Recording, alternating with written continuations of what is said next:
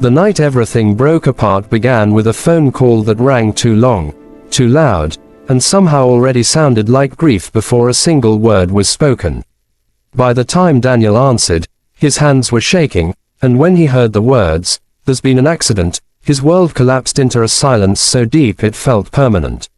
Emily was gone. His wife, the love of his life. The woman who made ordinary days feel meaningful. One moment she was driving home from work, the next she was a memory everyone spoke about in the past tense. Daniel didn't cry at first. He just stood there, staring at the wall, as if refusing to blink would rewind time. It didn't. The days after the funeral blurred together. Flowers wilted, messages stopped, friends returned to their lives, while Daniel remained trapped in a house that echoed with Emily's laughter, her habits, her absence. He stopped eating, stopped sleeping, stopped caring whether morning came or not. It was Margaret who showed up at his door with a bag of groceries and eyes swollen from her own grief. Emily's mother, his mother-in-law. At first, Daniel felt awkward. He expected blame, resentment, or at least quiet distance. Instead, Margaret hugged him the way a mother hugs a wounded child, holding on as if letting go would make him disappear too. "You don't have to be strong," she whispered. "Not with me." Margaret had lost her husband years earlier. She understood loneliness in a way that didn't need explanation. When she saw Daniel deteriorating, she made a decision without asking permission. She moved into the guest room. At first, their days were quiet and heavy. Margaret cooked meals Daniel barely touched. She reminded him to shower. She opened the curtains even when he protested. Some days he snapped at her, anger spilling out without direction. She never raised her voice back. She simply listened, absorbing his pain as if it were her own.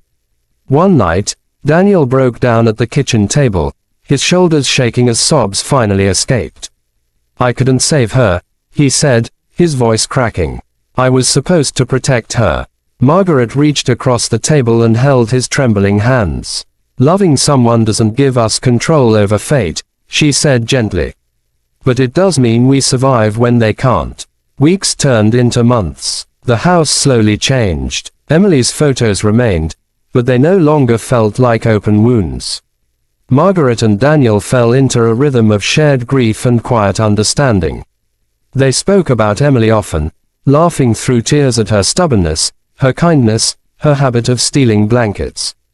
Margaret watched Daniel heal inch by inch. She noticed when he began eating more, when he slept through the night, when he smiled again, small and unsure, like a fragile promise. Daniel noticed things too, the way Margaret hummed while washing dishes, the way she talked to Emily's photo as if her daughter could hear, the way she carried her grief with dignity, never letting it harden her heart. One evening, during a power outage, they sat in candlelight, sharing stories of their pasts. Margaret spoke of her youth, her dreams, the love she'd shared with her late husband. Daniel realized she wasn't just Emily's mother.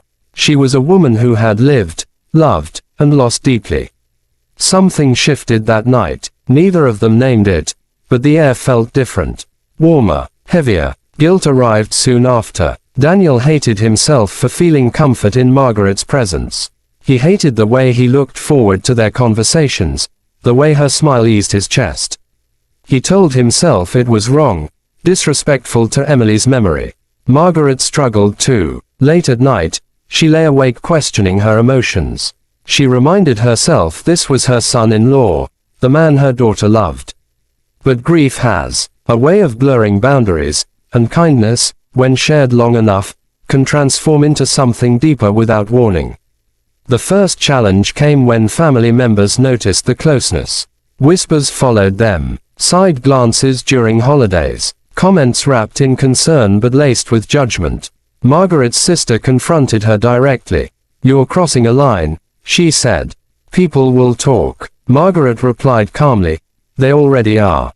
But they don't know what it's like to sit with someone every day and keep them alive." Daniel faced similar judgment from friends who suggested he was moving on too fast, despite the fact that months had passed without romance, only companionship. The real breaking point came when Daniel decided to move out, believing distance would fix everything. He packed his bags, convinced that removing himself would protect both of them from shame. Margaret watched quietly, her heart breaking all over again. When he reached the door, she finally spoke. "Running doesn't heal grief," she said softly. "It just changes where you carry it." Daniel turned back, tears filling his eyes. "I don't want to hurt you," he said. "Or her." Margaret stepped closer. "Loving again doesn't erase the past. It honors it. Emily wouldn't want either of us alone forever." That night, they allowed themselves to speak the truth out loud.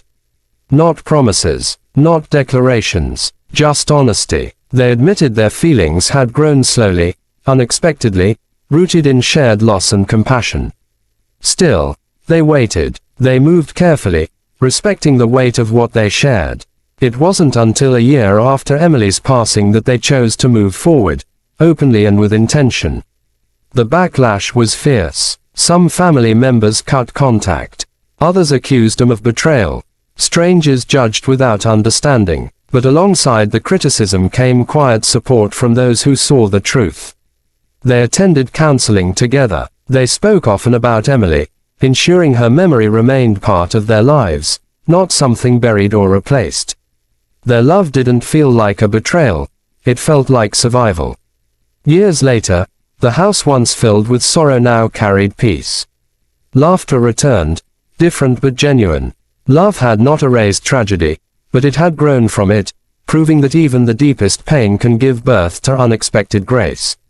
In the end, their story wasn't about replacing someone lost.